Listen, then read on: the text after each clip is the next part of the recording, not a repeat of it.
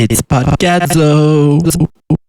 Oh yeah, that's this guy named Good Boy Noah who does like R&B/rap, Yes. like cooking recipes. Yeah. And they're really good. Like they're like legitimately really good, like melodies and raps and everything. And then they're also like legitimate recipes that you can follow and like get like an actual like baked good at the end.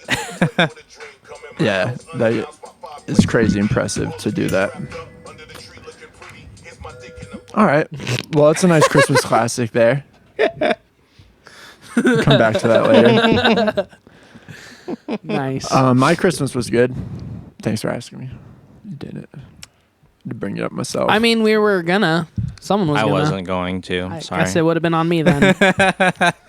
What did It's you fine. do? Did you get any cool gifts? I got this shirt. Nice. I got a flannel for Christmas too. I like this shirt. A black one. I got my dad gave me Santana Abraxas on vinyl. Like Cool. The mobile fidelity, high quality pressing. Very cool. That was nice. And yeah, a couple other knickknacks. Very So it cool. was good Christmas, good haul. Good haul. The thing about being a kid is like even though it would end so quickly, you at least could play with your toys. You get toys to play with for the whole day. Yeah. Or like maybe you got an Xbox that year. Like and just play Xbox until I have to go back to school in like 3 weeks. Never had that happen. Really? Yeah. I got an Xbox 1 year for Christmas. Never got a console. Did you ever own? You were never a video game kid though. Did you ever own a console? I probably would have at been a all? video game kid if I had a You had console. got- No, Julian would always go over to Jesse's house to play GTA 5, just like for hours For and so hours. long. That's where I got out a lot of stress. Yeah. Playing GTA. Just blowing shit up on GTA. I didn't play GTA. I just drove around and blew shit up. Yeah, that's what playing GTA Used is. all the cheats. Yeah. That's Yeah. all I would do. Are you gonna get a console when GTA 6 comes out? Okay. No, but here's a cool thing. This dude that I work with, I was at work one day and I was like, because I've been thinking about maybe getting a PS4 just to play GTA on because they're so cheap now. And this dude that I work with was like, I have a PS4. You can just have it. So Ooh. I might maybe get that and then maybe start pretty doing some sweet. GTA. Yeah. Oh, But yeah. I get really bad motion sickness when I game too. So I can only do like short chunks of gaming. That's a kind of a good mechanism to have built in. Make sure you don't play too long. Yeah. Have you done VR games yet? Because that'd probably get you really I got motion sick. really motion sick for doing VR. I was with Cameron the first time I really tried VR because he had like an Oculus or something, and Yeah. that's when VR was like really infantile still. I think it still kind of is. Like it hasn't come very far. People don't put that much time into development on VR, like that type of VR at least. Mhm. But yeah, no, it was really rough. That was a huge part of the reason why I got really motion sick was because the graphics were just really horrible on most of the games. Really like choppy and you're so disoriented the whole time. Like Yeah. The ones where you have to move your character, but without moving your body, that always makes me really sick. And like some of my students say they play like Gorilla Tag, which is like this VR game where like you have to like swing in a jungle like with your arms. And it's all about swinging around and going really fast in That's VR. cool. And I'm just like, I don't think I could do that. yeah, and not for long. It's not a sustainable activity. You can do it for short bursts. Like, I don't know. Especially, I think part of it is just because TVs and video games are both so high def now that like you're just seeing so many frames per second, and it's a lot to absorb for one's weary little brain. But TV doesn't bother me. I never get motion sick just like watching TV. So today we are talking about music. Music, which we often do. Music on bands. this pod. Bands that make tunes to listen to. And this was an idea from Mr. Benson to buy ourselves some indie cred and talk about lesser known bands that we enjoy on Spotify. So the criteria was bands with under 100,000 monthly listeners, correct? And we're just going to name some of our favorite bands that fit that criteria and talk about them. And so I think we've prepared a couple. Julian has a lot. So let's go round robin and like name a couple. We can talk about them and then rattle off a broader list towards the end if we want to. Will, do you want to start? Sure. Well, I will start with my most listened to band actually last year, which I'm sure you guys know about, but it's Pom Poko. So they're a Norwegian post-punk band from Oslo. I think I started listening to them like in maybe 2020 or so. And at first, I was kind of put off by their sound, but it grew on me. And now, I mean, they're like legitimately one of my favorite bands I've ever listened to. So I don't know, not much more for me to say, at least about it. I know that you guys listen to a little bit of it too. This is my favorite music you've turned me on to. I listen to Pom Poko a lot. I just had Shuffle on this morning as I was like drinking coffee and chilling, and Danger Baby came on. Yeah. And at first I didn't recognize it as Pom Poko. I was like, this is such a great song. Who is this? And I was like, oh yeah, it's Pom Poko. And I think I told you as soon as I heard them that they reminded me a lot of Dirty Projectors. Yeah. Which is one of my favorite bands. So yeah, I'm a big Pom Poko fan. And they deserve a lot more streams than what they get. Definitely. For sure. Describe, like, if you can, what the listening experience is like for Pom Poko. It's well, strange is one word. I really like music that's strange, but it's really, maybe a better word to describe would be contrast, because it has very like punk instrumentals, kind of grungy at times, sometimes like very distorted guitars, but then the singer, the vocalist, she is like kind of has like pop Norwegian vocals on top of it, which was really weird to me at first, and it still is weird. It's jarring. But it works really well, I think, and they don't sound like anyone else, and I really appreciate that from artists when they really have a unique sound that you haven't heard before. Yeah. Do you have a favorite Pom Poko album? That's a tough one for me. I do like the last one that they just released. Champion. Yeah, Champion. But that's the one that I checked out. Yeah, Champion's really good. I've listened to that a lot.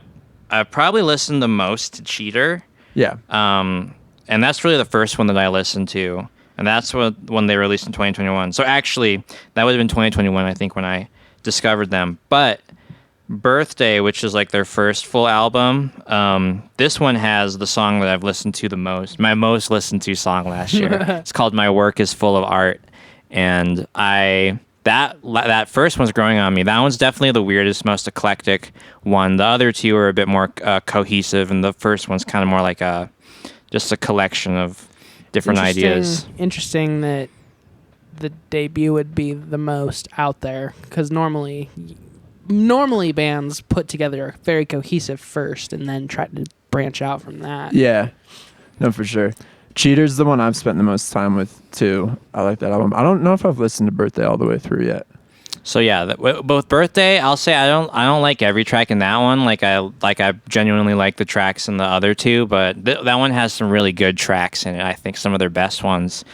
And that's kind of like my other like really favorite band is System of a Down, and their first album also is kind of eclectic and all over the place. So that's probably another reason why I kind of like that album as well. I kind of frantic. Yeah, I kind of enjoy that style of music that's very frantic and energetic. And it like turns on a dime too. Like for lots of the songs, it will go from like a really like pretty quiet section, and it'll just get like really grungy and distorted for a while. And then they also just like really weird. They don't really do like anything with the weird time signatures, but the grooves are very weird. Mm-hmm. They're one of those bands where you think they're playing in some crazy times, and then you count it, and it's like, no, it's just four, but it doesn't sound like that. Yeah. And I also just love the noisy kind of guitar playing as well. Like it's lots of weird noises that they're just doing in like rhythmic patterns. It's kind of like, I really like it a lot, like the rhythm guitar kind of stuff. It reminds me like a little bit too of like with your style. It has like all different kinds of, I was just about to fish for that compliment. Extended kind of techniques. That's like, so I really enjoy that kind of style as well too. I not to draw a direct comparison, but when I first listened, I think I sound exactly like these guys. I think we have a lot in common. I really see myself in him. No, when I first started listening to him, I was like, I bet we're into a lot of the same guitar music. Like on Danger Baby, that chorus part, the that slide thing, like that's what's up. Yeah, that's a great guitar part. What would you suggest, like someone getting into Pom-Poko for the first time? Would you suggest just going for Champion or? I would probably go for Danger Baby or Like a Lady. Like a Lady. So Cheater. I'd probably start with Cheater because that's where they kind of have like their biggest hits from. And if you like that one, then you'll probably like their other stuff too. Got it. And they're coming to Denver in March. Pom-Poko, please let us open for you. Please let us open for you. Oh, they're playing with Fake Dad. Fake Dad? I don't know Fake Dad. Maybe they're touring with Fake Dad. Is it just one other opener? Seems that way. Damn. Maybe Fake Dad We could is busk. from... Set up outside the venue. I don't know where Fake Dad is from. Fake Dad. Maybe I'll listen to them really quickly and then claim them as one of my under 100,000 Just be bands. like, yeah. bro, what I a really like these coincidence. guys. Yeah. My new favorite band is Fake Dad. We could like infiltrate them and replace their members one by one like Parasite. We'll just become Fake Dad. Yeah. Oh, yeah. Yeah, they're supporting the tour with Pom-Poko. Where are they from? Probably Doesn't really Canada. matter. Well, regardless, I already have my tickets. So. NYC. Yeah. That's close enough to Canada. I'm calling that. Yeah, true. All right. Well, yeah. Yeah, Pom-Poko rips. Very good pick, Will. Julian, you want to go next? Why don't you go next? You always go last. I feel bad. Cool. Thank you. Yeah. I'd love to go next. All right. My pick, first pick is Twen. Twen. Twen? When? Yeah. Have you told me about them? I've maybe mentioned them to you, and I have to give a shout out to Nate Sonnenberg, all the way in Nashville, Tennessee, for turning me on to Twen. He sent me their 2022 album, One Stop Shop, which I think to this day is their only full-length LP. They've released a couple singles and EPs since then, but I like the artwork a lot. for One Stop Shop. Yeah, isn't that a great cover? Very cool cover. It is a great art because they sound like how that cover looks. That's cool. Yeah. Nice. Which it also looks like a band you would enjoy, Yes. not in a mean way. No, like it has like a bit of 70s nostalgia, but you know, still kind of like new neon indie. Yeah, very modern idea. Yeah. So I don't. Modern take. They are like rooted in some classic rock type stuff. Not to be diminishing to their sound, because you know I wouldn't really describe it that way. But it's like pretty folksy classic rock, but with like indie pop influences and stuff like that. So one, like I said, I would definitely recommend going to their only LP so far, which is One Stop Shop, and listening to that. They released an EP called Infinite Sky in 2024 in October, which I've given a few plays and is very solid. But yeah, One Stop Shop I listen to all the time, and it's a great record. And I like when I heard that, I really thought they were gonna blow up a lot more than they have, but such is the music biz, I suppose. Yeah. What's your favorite track off that record?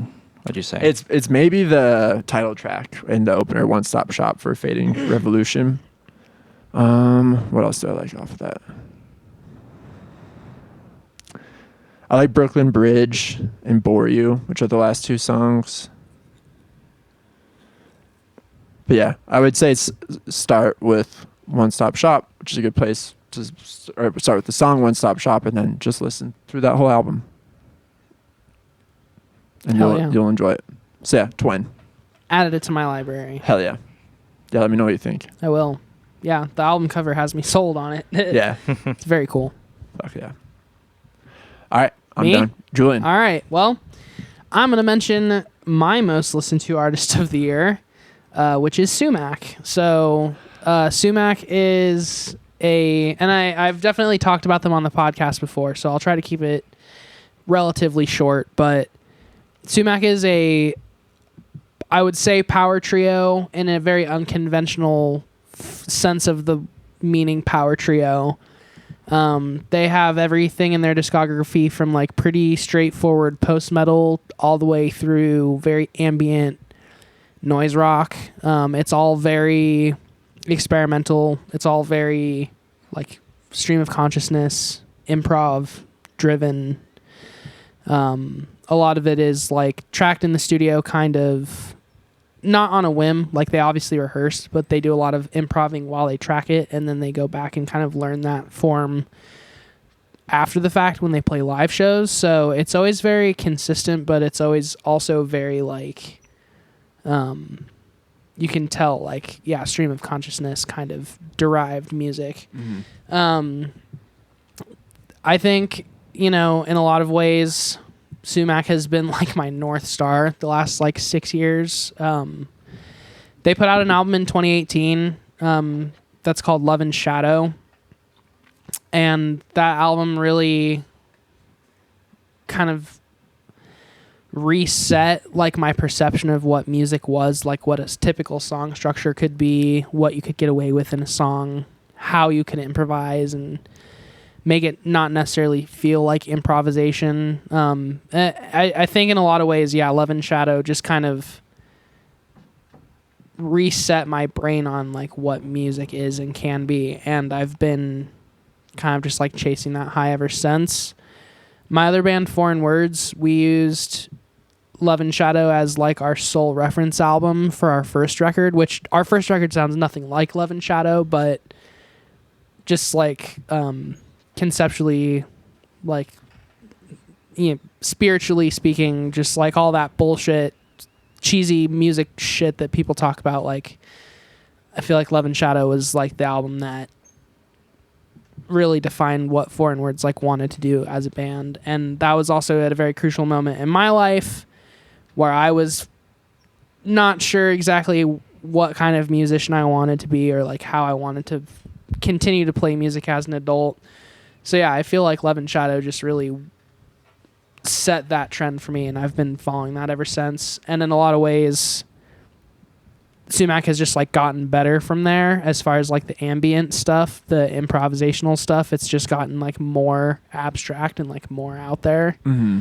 And as someone who is like super into that, I just feel like, yeah, they're on an upward that they're like quite possibly like the most talented band in the world in a lot of ways. Like, I know I say that a lot, but like the way that they communicate on stage and off stage and just the things that they can do, that I've just never seen anyone really come close to that territory live or in a studio setting. And they're just fucking incredible. They blow my mind. So, and they only have 17,000 monthly listeners, which is wild to me. I was surprised too about that.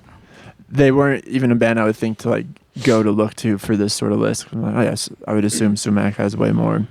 Yeah, it's unfortunate. It sucks. Like how you many can say the same streams do exact thing about ISIS Pompoko. have? Like, yeah, ISIS probably has like 300,000. 48. So ISIS could be on the list too. Yeah.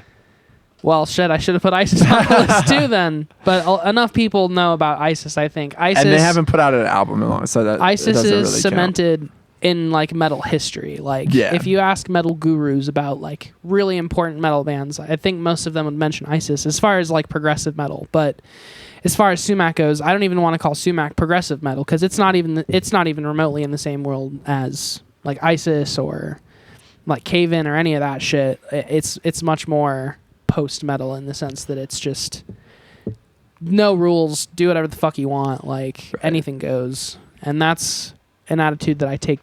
Like, you'd never think listening to like any of the Kadzo shit that like Sumac influenced it in any way, it. but like it really primarily does in a lot of ways where it's like I can do whatever I want, and a lot of the way that I try to like come up with motifs or like hooks as a drummer is like stolen directly from the way that the drummer in Sumac plays drums. Yeah. So yeah.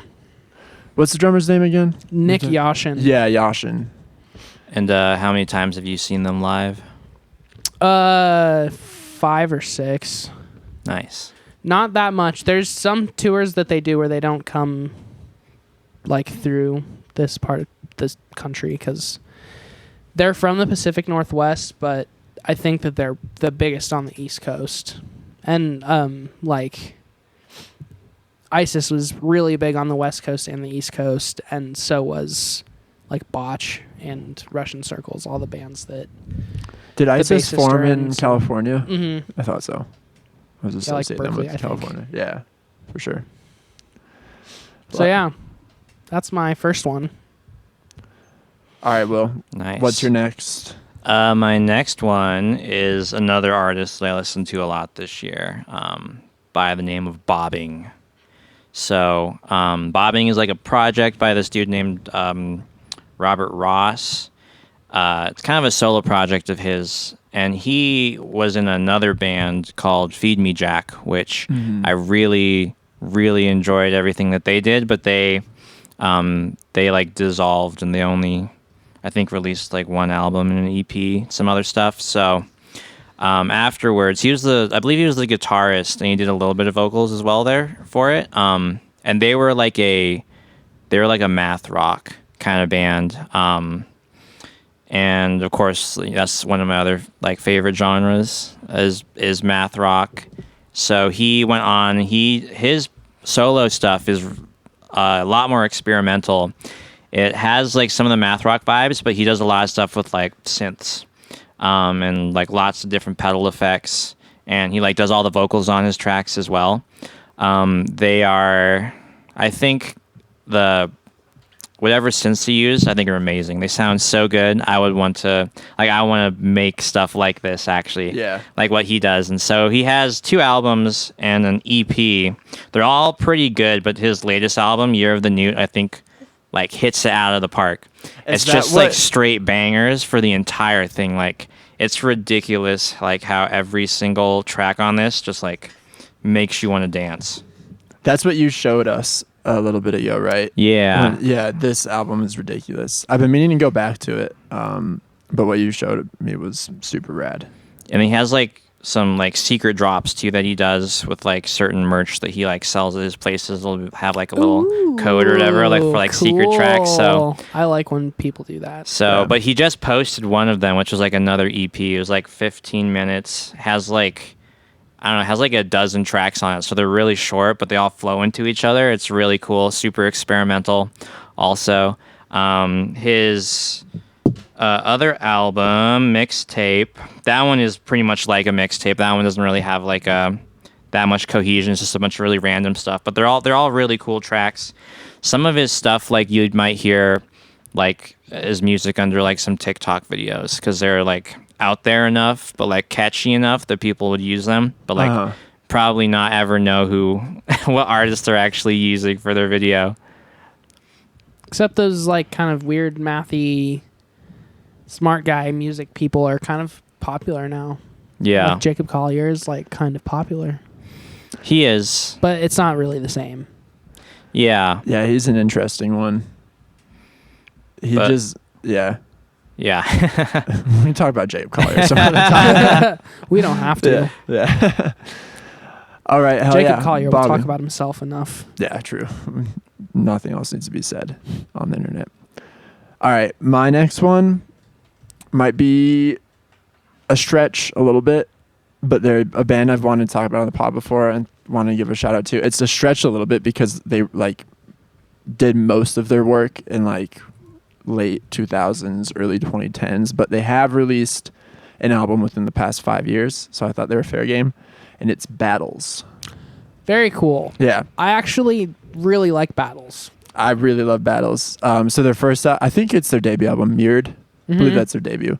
I discovered not until like I was like in late high school, maybe early college when I first started listening to Mirrored, and just listened to it constantly, like whenever I latched onto it. And still an album I return to a lot. Pretty progressive, but still tight and like composed indie alternative rock, I would call it in a nutshell. Do you agree with that description? Yeah. 100%. A lot of interesting rhythms, some crazy guitar parts, mostly instrumental. And yeah, it's super dope. Some of the best like accessible prog. Yeah. Yeah. Exactly. Yeah, it's very accessible. I wouldn't necessarily call it prog, but it has very progressive tendencies while still being very accessible. So they released an album in 2019 called Juice B Crips. Juicy Crisps? Juice B Crips. Okay. Bit of a tongue twister. And solid album. Need to listen to it more. I like the artwork on this one. On Juice B Crips. Yeah. Yeah, it's cool. Another album in 2011 called Gloss Drop. And then in 2015, La Di Da Di. Which That's good. I forgot about that record. Yeah. It's a good it's a good record. Yeah. Crazy art for that one too. But yeah, Mirrored is really that's where I'd recommend people start. And classic album, I'd go as far as saying. They have 69,800 listeners on Spotify. So, dope very dudes. cool. Mm-hmm.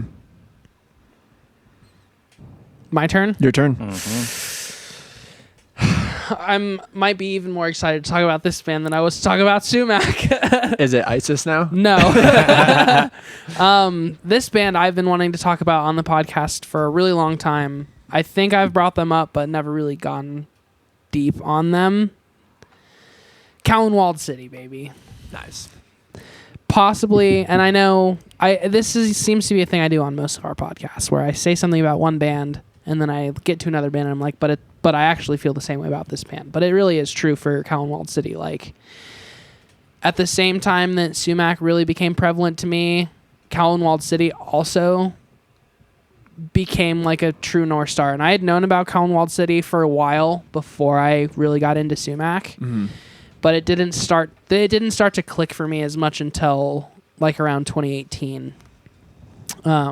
But Walled City is, again, like a post-metal band. They're from California.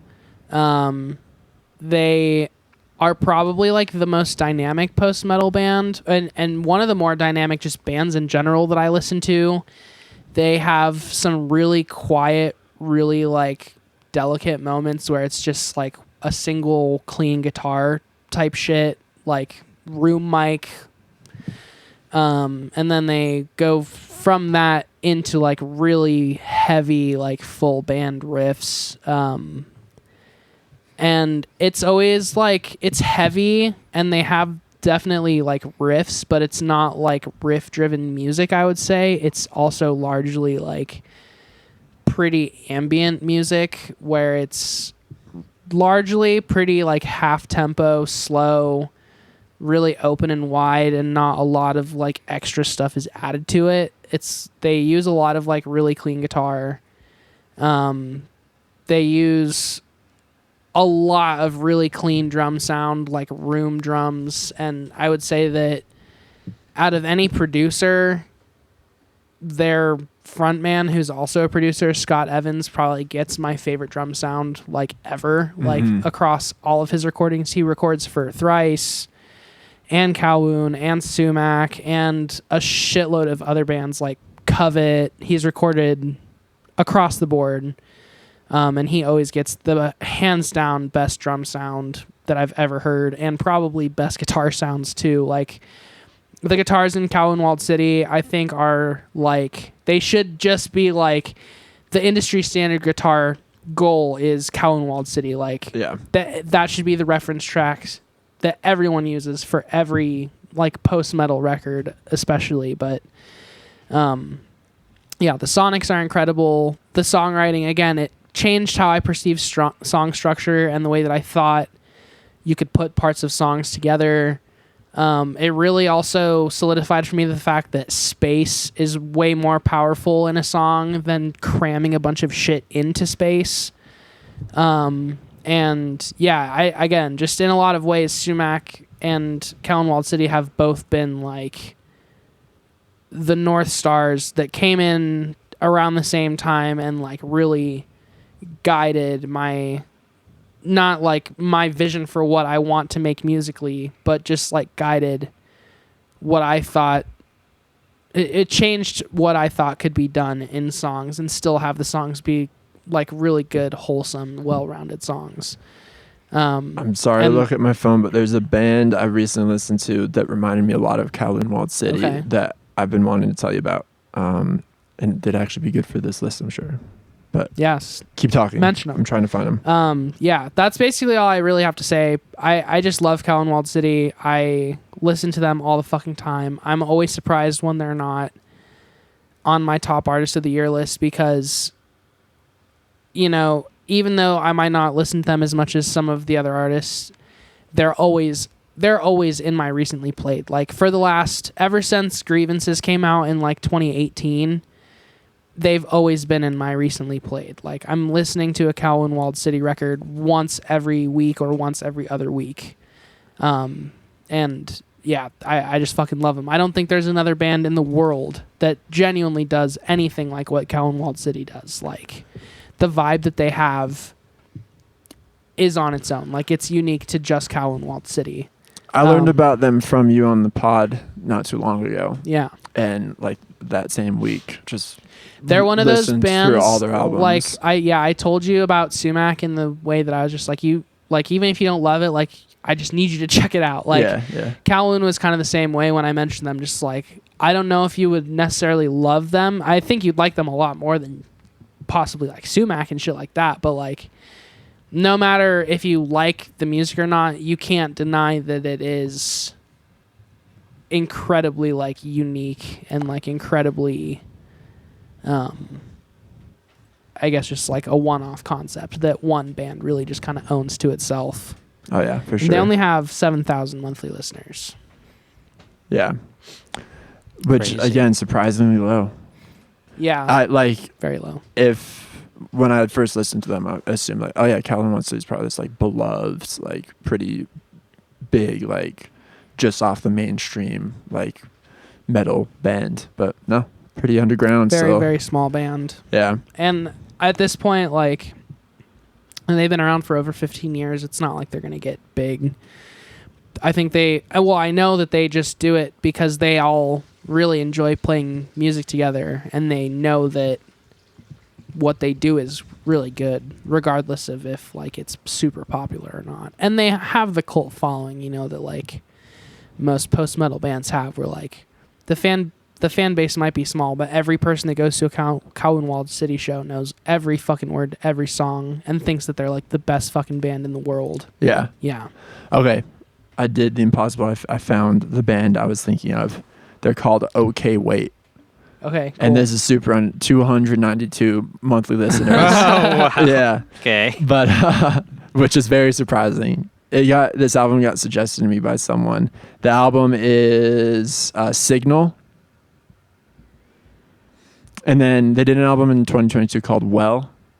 And this is a trio from Germany, I think. And just the comparison I wanted to make to Kowloon is that it's instrumental heavy music as well. But the drum sound they got on Signal, that album, is one of my favorites I've listened to recently. Okay. So yeah, check out that album. I think you would like it.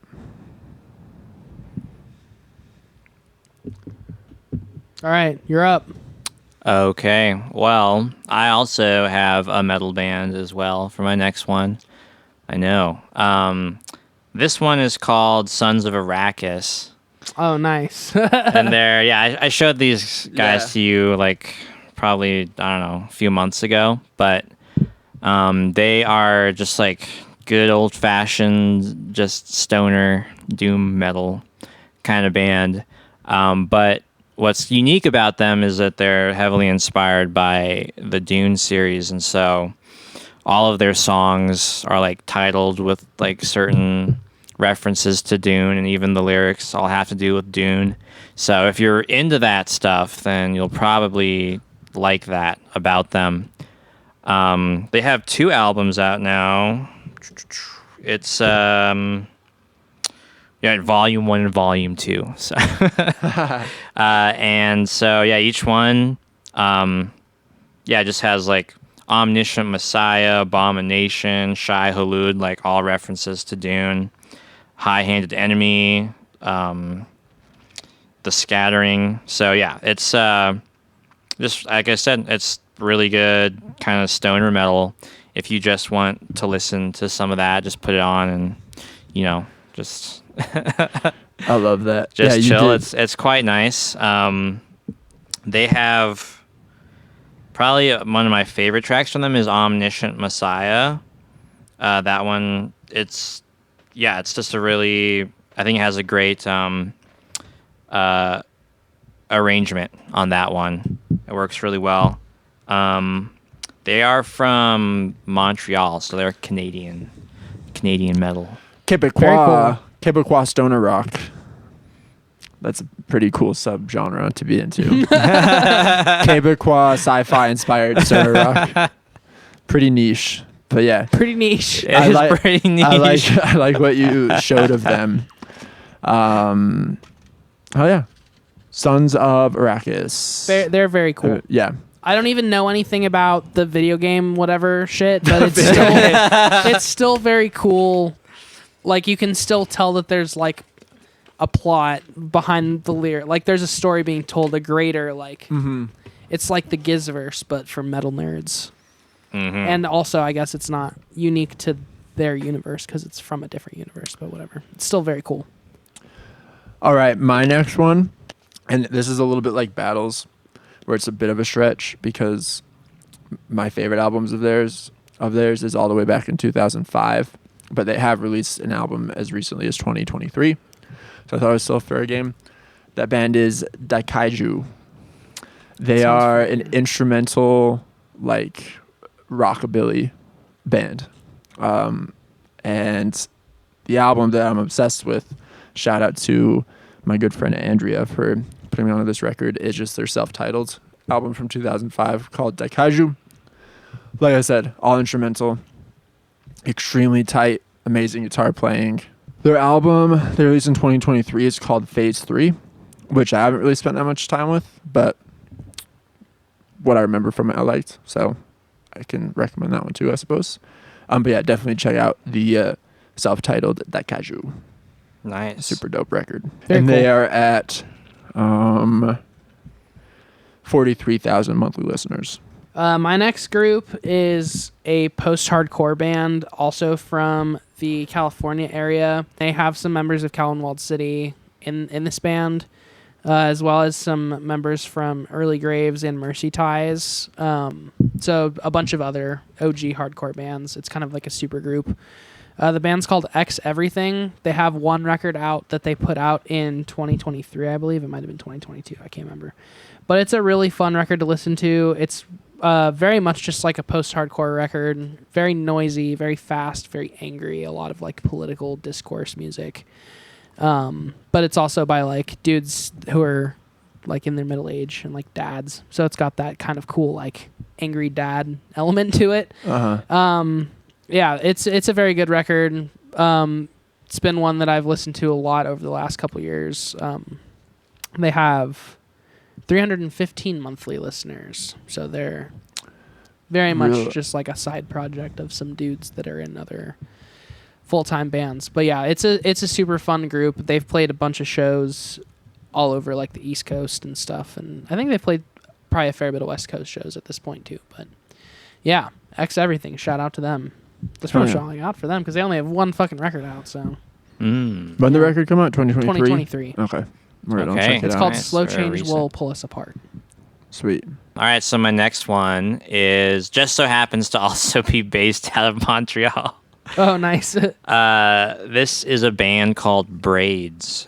They are an art rock band, which I'm not entirely sure what art rock means, but I guess it's like avant-garde-ish rock.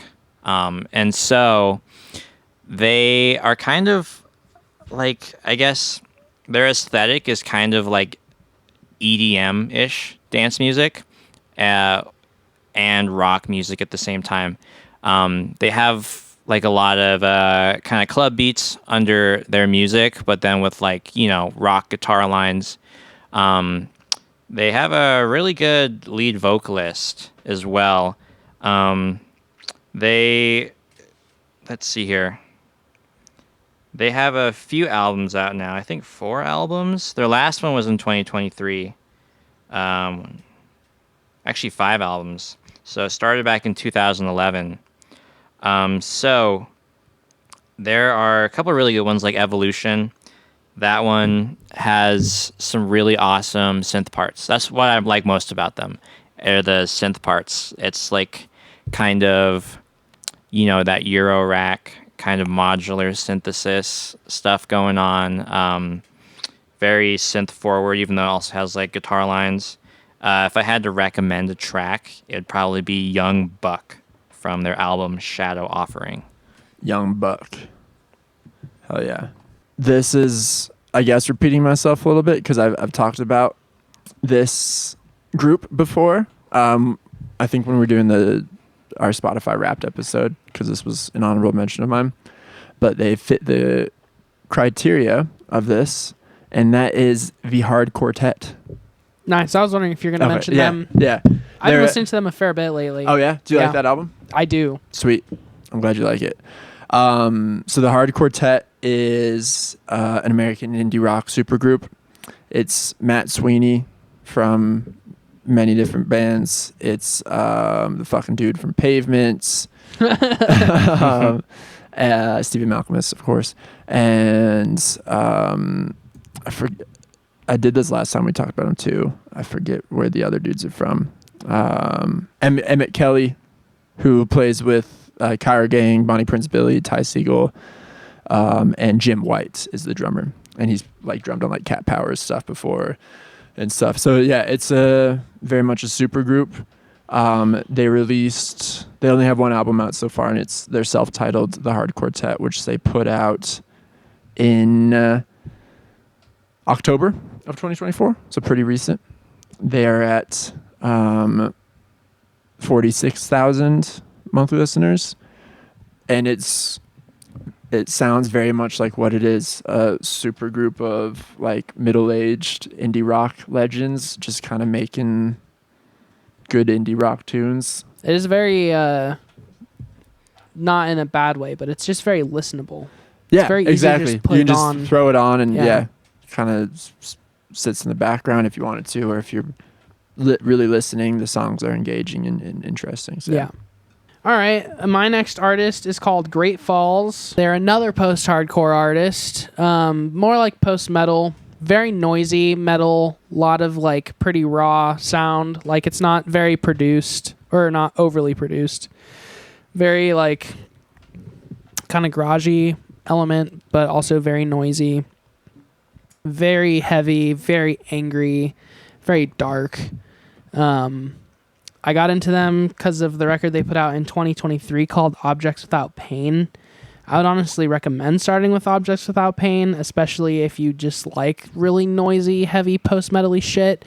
It's pretty much just as straightforward as a lot of screaming, a lot of riffs, a lot of that like kind of separated, kind of garagey vibe, but with that kind of modern post-metal take where it's like pretty dark and pretty riff-driven, but yeah, not necessarily just crammed full of notes and crammed full of fucking riffs. It's still got a lot of breathing room. Their other albums, Hoarding is really fucking good, and I really like A Sense of Rest. Their first two albums are pretty good too. I'm just not as familiar with them. I think I listened to Objects Without Pain the most out of all the records by far. And yeah, again, just anyone that likes noisy metal, angry shit, somewhat angular riffs, but with a decent amount of space, not too much like modern hardcore or metal tendencies. Like, it's a good mix of like that post metal, post hardcore with that like somewhat proggy, posty rock element, noisy as well. Oh, yeah. They have 2,607 monthly listeners. All right, should we do one more each, and then you guys can rattle off honorable mentions if you have them? Sure. All right. All right. So for my last one, I almost forgot this one, but I was actually very surprised that this band has not cleared the 100K monthly listeners on Spotify. But the band is Thank You Scientist. Oh, wow, really? They're under 100K? They are. That's surprising. So sad. That's really surprising because they have millions of streams on their songs. Do like world tours. Yeah, it's bizarre. So when I was looking stuff up, I saw they only have 83K. So these guys are insane. They are a progressive rock band from New Jersey. I first heard about them when I was out in Iowa. I was in another band called Duchess. We have since ended the project, but our bassist is a huge Coheed and Cambria fan. And so he kind of introduced me to Thank You Scientists because they're kind of, they opened up for Coheed and Cambria sometimes and kind of associated with that band as well. Their musical influences are kind of like Frank Zappa would be a big one. Yeah. Mahavishnu Orchestra. So they are like a prog rock band. So lots of like crazy time signatures, lots of really intricate playing. But what's interesting about them is that they also have a saxophonist, and I believe like another brass player, either trumpet or trombone, and they also tour with like a fiddle player as well. So that's really like the Frank Zappa kind of stuff. So kind of some odd instrumentation, but it works really well. They have a few albums out, and all of the albums are really good. Like they're all incredibly solid. I would say that out of all their albums, the one I've listened to the most is called Stranger Heads Prevail. It's from 2016. Record rips. It is really good. Their songs are like they go in strange directions. Like you can never really tell what's going to happen in a song, and like these songs can be like 6-7 minutes long, but it doesn't feel that way. Like it's kind of shocking sometimes listening to it and being like, holy shit, like this track is actually 7 minutes long. But yeah, it's just really, really good prog rock. They are super energetic at their shows. Like, I haven't seen them live yet. I would love to because I think they go really fucking hard when they perform live. I've seen videos of it. Yeah, I've seen videos of them. Yeah. Yeah, that's crazy. They're under 100,000. I would have thought that they'd be like just at 100,000. Like they seem like the type of band that have like between 100 and 150K. Yeah, for sure. It's kind of sad. I'm sure they'll be there soon. This has been interesting, like going through and looking at like the streams on it. I mean, in some ways it's pretty arbitrary, but like it's surprising how many bands out there like either have like, oh, that's not as many streams as I thought, or like, oh damn, they have 23 million listeners. I thought they were like my special little band that I loved. Yeah, that I was like, surely they're under 100K, and then they were like well over, and I was like, wait, what? I thought I was like the only one that knew about these guys. Dude, that's how I felt about Khruangbin. Like I listened to them like back in 2019 or whatever. Khruangbin, yeah, they really blew up last year. Everybody like ridiculously blew up. I mean, honestly, they deserve it. They're pretty fucking awesome. But I was surprised that they got so popular. Yeah. My last one, and this one came in just under 100,000 at 91,175 monthly listeners. And I hope I've never actually pronounced the name of this artist out loud. I think it's just pronounced Nudes, but it's spelled NVDES, all capital letters. And I was hesitant to talk about them because I don't really know how to describe it, but the bio on Spotify agrees with me. It just says, Nudes is a sonic journey of self-discovery. No genre, just energy. Okay. And that's very, like, I think it's just a solo project of this dude, but when I first heard him, I assumed it was a whole ass band. I think he works with a bunch of different collaborators. Definitely doesn't feel like a bedroom producer making tracks in his room or anything. But I got into them in their 2016 single, The Other Side, which is just an absolute banger. I'll play some of it for you guys after this. Nudes is incredibly prolific. Like, I was just going through their singles trying to figure out when The Other Side came out, and there's like 1,000 singles on Spotify here. So just like very prolific, like I said. No, like when I heard The Other Side, I was like, oh, it's like a indie rock, indie pop band. Mm-hmm. But then some songs were like electronic, even like a little dubsteppy, perhaps, but in a good way. And yeah, they're kind of hard to talk about just because they're very prolific, but fun to listen to, good energy, and yeah, Nudes. All right. My last formal artist that I'll mention, my most popular artist, coming in with 75,000 monthly listeners, almost 76,000. So this podcast will get him over 100,000. Once we put this out, they'll be over 100K. Yeah, exactly. The band is Elder.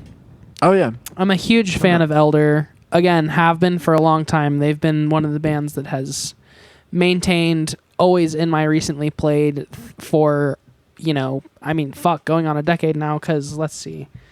The album that got me into Elder was Lore, which was 2015. So it's been basically 10 years of just listening to Elder all the fucking time. They really are. I know I say this all the time too. In my opinion, they're one of the best bands in the world. Like, they play together with such a good chemistry and they maintain such a good presence on all their recordings from start to finish. They're like a really good mix of like psychedelic rock, stoner rock, post metal, progressive rock, like a lot of different genres kind of put together. I think it even says in their little bio that they're genre bending, which most bands try to say that they're genre bending, and most bands aren't really. Right, but this band actually does do a pretty fair bit of genre bending, where it goes from being like very heavily instrumental and psychedelic and ambient to like very heavy metal, riff driven music. Their albums are also kind of all over the place. They have some albums that are just like straight up stoner rock, some albums that are just straight up 100% instrumental jams that are very psychedelic. And then obviously they have records where, like Lore, for instance, is 4 songs, and each song is like 20 minutes long. So each song you get like a complete opus from start to finish, like just a bunch of totally different ideas all put into one song that's very continuous and very cohesive. I think as far as like psychedelic bands, progressive metal bands, they're probably like my favorite one that is like current right now, besides maybe like Cult of Luna. Yeah, they're fucking amazing. I think they came up potentially on the stoner rock episode we did. I think I might have mentioned them because then, like early on in the pod. Yeah, they're so good. I think they're one of the metal bands where people that don't necessarily love metal or enjoy heavier music could still really enjoy Elder, because it's always very melodic. It's never just like noisy riffs. It's always got very intentional melody behind it. And it's always changing. Like, Elder songs don't repeat themselves. If you don't like one part of one song, then it changes in like a couple minutes, and then you never hear that part again. It's always evolving. So yeah, big fan of Elder. I would say I was kind of surprised that they weren't at 100K, but I think, when I discovered Elder, they were at like less than 1,000 monthly listeners, and now they're at almost 100,000. So it's really cool to see a band get pretty huge like that. Oh yeah. Yeah. All right, HMs. All right. HM time. Okay, I have just a few. I'll go over briefly. So the first honorable mention, and they're an honorable mention because I just forgot about them until now. I probably would have actually put them as one of the ones. I have one of those too. But it's Bent Knee. Oh, they're under 100K? They're only at 19K. It's actually ridiculous. Dude, I almost thought about looking them up, but then I was like, they're definitely over 100K. It is criminal how underrated they are right now. They are. They're so good. Talk about genre bending. They Every are very album much is completely different. And completely different. Even the tracks inside are different, but they have a strange cohesion to them. Even though there's such wildly different tracks in the same album, it works really well. Oh my gosh, it's just really hard to talk about them because they're so strange. One of the tracks that I like a lot, or You Know What They Mean, is one of my favorite albums from them. My favorite album. Yeah, Bone Rage is good. Give Us the Gold is great. Egg Replacer is such a banger. Yeah, Catch Light is awesome. Golden Hour. They have 2 vocalists, which is kind of hard to tell because they both sound pretty similar to each other, but it works really well. There is this other track off of their album called Frosting. Oh my gosh, what is it? It's The Upward Spiral. That is one of like the hardest songs I've ever heard, just from this band. Upward Spiral is like brutal. And it's super weird coming from them because like they do like metal stuff, but then they do like hard rock ballads and stuff. So that's my first. And they also mention. get super mathy sometimes. Yes, they also get really mathy and just experimental too with recording techniques as well. Mm-hmm. So my next one is a rapper. Her name is Saw Rock. She has 34.8K monthly listeners. She just released a single this year, but her last album was in 2020. It's called The Sharecropper's Daughter. I didn't necessarily like all the instrumentals behind this one, but I really do like her lyricism. I think she is a really solid rapper. There is a track on Sharecropper's Daughter called The Black Renaissance, which features Black Thought. And her and Black Thought, they go like toe to toe on like lyricism versus everything. That's cool. So yeah, and like you don't see that often because Black Thought is just like ridiculous. He's like unparalleled when it comes to rapping. Yeah. He is, but she can like match his lyricism, That's which is crazy. So the other one, and then my last one is a band called Brotherly. This is a weird one. They like only had one album that they released in like 2007, and then they came back, I guess in 2007, 2010, and then they came back 10 years later in 2020 to release some more music. But it doesn't matter because there's only one song that I ever listened to from them, and it's called System, and it has to be like the mathiest song I've ever heard. It is like legitimately like, I don't know. It's so mathy. It's not like rock necessarily. It's kind of rocky, a little poppy, but it does these things where like the time signatures like change unnoticed by you until like another instrument comes in. Yeah. And then it changes again, but like the groove is preserved. But yeah, that's the only reason that I'm mentioning them is because of that one song, System. All right, my HMs. So this first one, same. This is one I definitely would have talked about before. Nudes, no disrespect to Nudes, but I'm closer to this artist than I am Nudes, but just forgot about it in my list. And it's Little Wings. You guys heard of Little Wings? I might Isn't have. that someone? They're connected to the Time Crisis universe. Okay. I should find the dude's name real quick. I know these are just honorable mentions, so we're not going into them. Kyle Field. He makes very thoughtful singer-songwriter, folky acoustic music. Listen to the album Light Green Leaves, which came out in 2015, especially the song Look at What the Light Did Now. That's his most popular song, but one of the most beautiful. I think about that song like probably daily. Anytime, I don't know, something looks pretty, my first thought is look at what the light did now. It's like, It's a very cool song. And I think he's still somewhat prolific I haven't listened to too much of his recent output. I guess he hasn't released an album since around that time, but I think he still released singles. So that's Little Wings. CRX is my next honorable mention. It's Nick Valenci from The Strokes, his side project. I think they've released 2 albums, been to this point. Pretty cool music. I like it. check out CRX. It's No the Voids. Know the Voids. No Albert Hammond Jr. Stupid side fucks. project. Yeah, we need to talk about that new Voids album in It's detail one of these episodes. How horrible it is. Yeah. It's how not surprising how horrible it is. It's one of those classic cases where I kind of Hey, that tricked dude that myself releases into horrible music put out a horrible album. You know what? Take it No easy. way. Take it easy, Julian. I wasn't ready to go that far with it. All right, Flock of Dimes Oh, nice. Yeah. as an HM. Good shit. I think I've talked about it on this pod, but I got to do sound for her one time. Yeah. And it was one of my favorite nice. Which is, I'm experiences. so jealous. Yeah. And I checked Wyoke. Wyoke's well over 100K. Yeah, but Flock of Dimes is a 61K. Okay. Yeah, so it's the lead singer of Wyoke, Jen Wasner, her side project. And then kind of a joke, but an honorable mention and something I legitimately like is Infant Sorrow. I mean, you guys know Infant Sorrow? That one. Infant Sorrow is a fake band from the movie Get 'Em to the Greek, starring Russell Brand. But they made an actual album for that movie. It's like Mouse Rat. And it's like Mouse Rat. It's called Get 'Em to the Greek, Infant Sorrow. And there's actual like great tunes on it. Jarvis Cocker from Pulp wrote a lot of it, and they got a lot of other like heavy hitter English rock dudes to produce it and write songs for it, like Jason Segel, who's a great songwriter and great actor, wrote a bunch of the songs for it.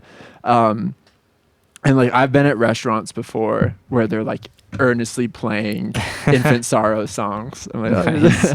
So they're at 49,000 monthly listeners on Wow. Spotify. So Okay. there you go. I cannot personally endorse Russell Brand though as a person. Yeah, he's really gone That's downhill. kind of a touchy subject. He's really gone but downhill that- the last few years. I can promote him as Aldous Snow in the band Infant Sorrow. Even though that character is also an insufferable fucking wanker. True, and also problematic, Yeah. probably. But anyways, those are my HMs. Very cool. All right, my first HM is going to be a band that we saw together that we deemed at the time the worst live show we had ever seen. I went on to listen to them, and they're actually a really fucking good band that I've now been listening to for, again, 10 years plus. They're called Terra Melos. They have 23.4K monthly listeners. They're super, super out there, like very avant-garde noise math. Were they headlining rock. when you saw them? No, they were opening for a band called Chon. Ah. And at the time,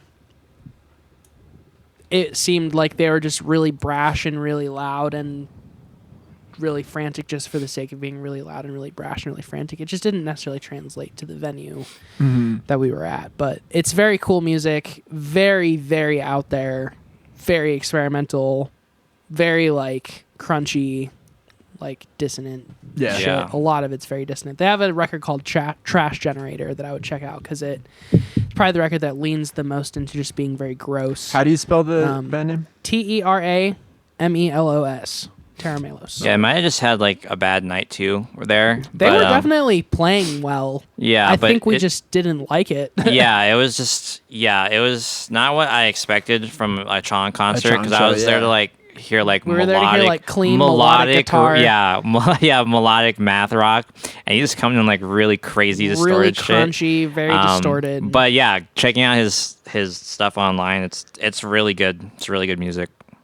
Right I'll on. play you a little bit of the first track on Trash Generator because it's a very good.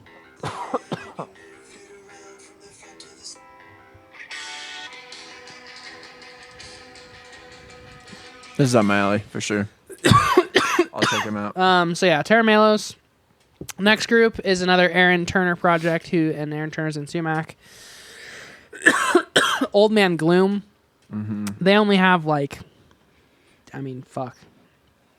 They don't have very many listeners on Spotify because they only have like one record out on Spotify and it's one of their live records. But I have to mention Old Man Gloom because they're really good. They have 1,744 monthly listeners on Spotify. Yeah, just very noisy metal, very, very noisy metal, like very riff driven, not as ambient as like Sumac, but just very angry, very jarring metal. It still has a lot of noise elements to it, but it's not ambient noise. It's more just like feedback and shrieks and screams types of noise, like horror movie soundtrack vibes. The next band is Full of Hell. They have like 50,000 monthly listeners. Which was crazy to me when you said that as we were preparing this episode that they had under 100K. Mm-hmm. Yeah, Full of Hell definitely deserves to be over 100K. They put out several records a year, and each one is totally different from the last, but also incredibly fucking good. They also put out a lot of collaborative records, which is very admirable because when they collaborate with other bands, they actually lean into the collaboration as opposed to just like doing the same exact bullshit but with a different band. So yeah, they're very wide-ranging. They have a very wide-ranging palette of sounds, and they're a very interesting band and just very talented, very heavy when they want to be. Like, fuck, super heavy. Jesus Christ, so heavy. Another band called Less Art, which is members of Thrice plus members of Cowanwald City plus members of Curl Up and Die. They have one record out, came out in 2017. It's the only time I've ever traveled to another state to go to a show, besides the Jack White show that I went to with my dad.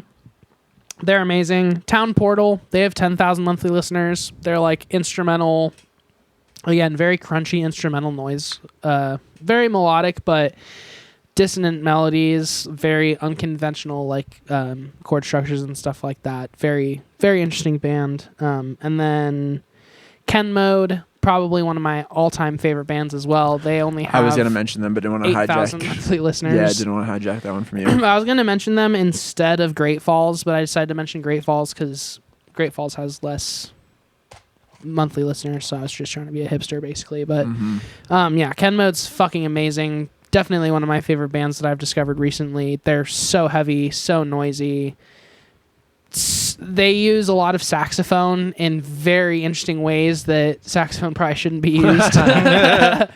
And yeah, just a lot of really like guttural heaviness. Like not a lot of tricks, not a lot of like studio polish, not a lot of even like super intricate riffs, just like guttural fucking heaviness, which I love. That's like my favorite shit in the world. So yeah, Ken Mode's amazing.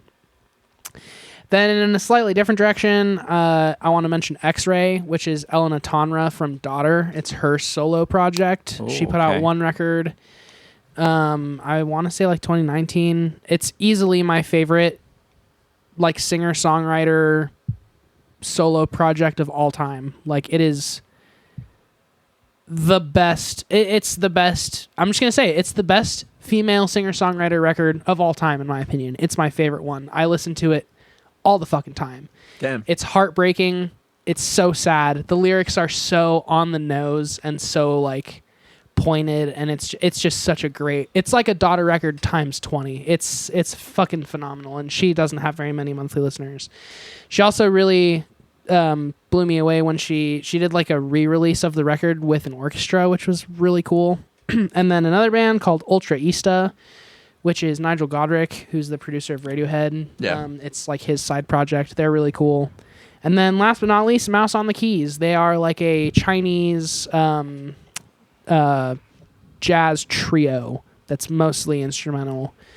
They have occasional vocal features. They also have occasional other instrument features. But yeah, Mouse on the Keys is just very like modern ambient. They have like ambient electronic albums, and they also have like straightforward just like jazz 3-piece albums. Yeah, and they're very cool. I was going to mention them, but I was wondering if you were going to do that. I think their album Tris, this is really good. Yeah, it's probably my favorite one. And they have like lots of features with other artists, and it works really well. But Clarity, the first track, is in 11/8, and it's like one of the best grooves I've ever heard in my life. It's one of the coolest piano parts of all time. Yes, it's one of those ones where it took me a moment to really figure that out because it doesn't sound like 11/8. It sounds so smooth. Yeah. Is it like, does it feel like bar of 8, bar of 3 or so? I don't even know. No, it honestly just feels like a bunch of bars of like 1, if that's even possible. Like. Yes, but it's one of the best grooves I've ever heard in my life. That's in 11/8. That's up. I will definitely check them out. I thought I was more of a jazz hipster than I am. Like any like jazz group I was into, when I looked them up on Spotify, I was like, they're not even close to 100. They're way over 100,000. So glad I was gonna mention actual underground jazz band made we it could on here. mention the Bad Plus too, because they have 20,000 monthly listeners. I forget about the bad. that. Oh, that's one I didn't even bother to look. I was going through my library, saw the Bad Plus, was like, I'm sure they're over 100,000. And love the Bad Plus. Bad Apple too is another really good one. Yeah, that one. Also, Sex on Toast. Sex on Toast. They're really good. They are not a lot at all, which is kind of crazy to me.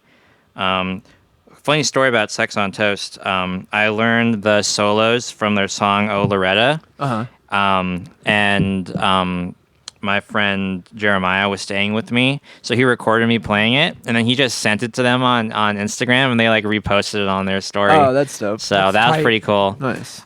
So yeah, they're really good. They're kind of a pretty funny band as well. I think they're from Australia. Nice. Gosh. Oh, and then Clowncore, so another honorable mention. They're really bizarre, and they're also just a meme band, but Very actually, heavy into the concept. But Yes. actually, they go really hard. Like it's actually ridiculous I would love how to see them live, musicianly they actually. are. Yeah. I mean, shit.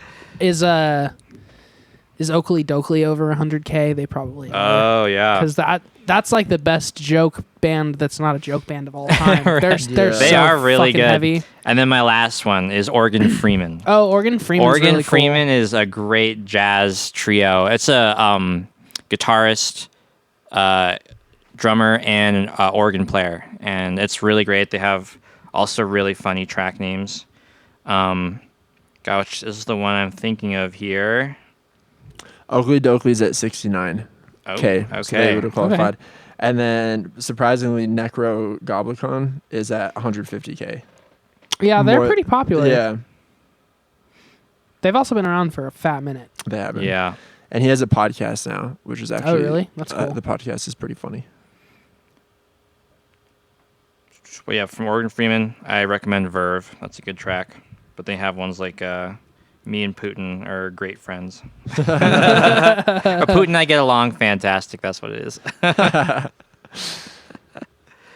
Hell yeah. Good job, guys. I think we've accomplished what we set out to do. Yeah, and gave some shine to some lesser known music. I have a lot of music to check out now this Me this too. year. Yeah. Hopefully as you as a listener do as well. Thanks for listening. Happy New Year. Happy New Year. We'll see you next time on Podcadzo. Peace. I'm gay.